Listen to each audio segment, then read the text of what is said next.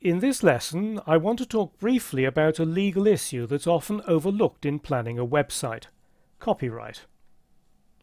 Let's start by considering what copyright is. Essentially, copyright protects any original work that involves independent creative effort. That could be a 1,000-page novel or a short poem. It also covers graphics such as paintings, drawings, photographs and maps. Audio and video are covered too. But what might come as a surprise is that websites are also covered by copyright. This has important implications for using material you find on the internet. You should always assume that content you find on someone else's website is protected by copyright, so you can't use it without permission. If in doubt, ask. If the site allows reuse, check the conditions carefully. Often reuse is restricted to non-commercial projects. And if you're asked to remove any material that's been copied without permission, do so immediately, otherwise you could end up with a hefty bill for damages.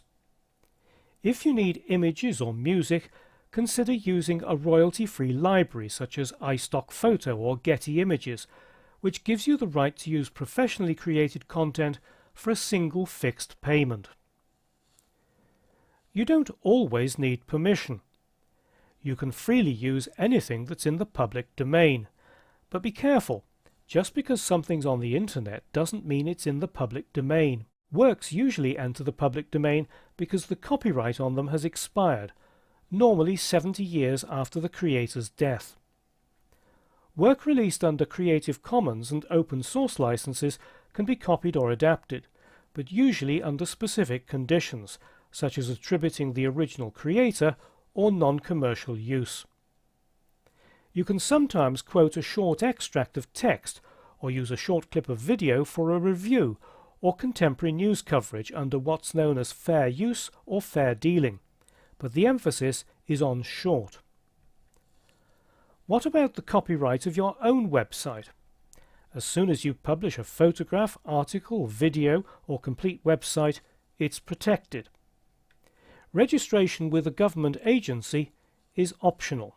However, it's a good idea to add a copyright notice to your site. The recommended format is the word copyright, followed by the copyright symbol, a C inside a circle, the year of publication, and the name of the author or creator. If you create original content as part of your job, the copyright belongs to your employer. If you do it as a freelance, the contract should specify who owns the copyright.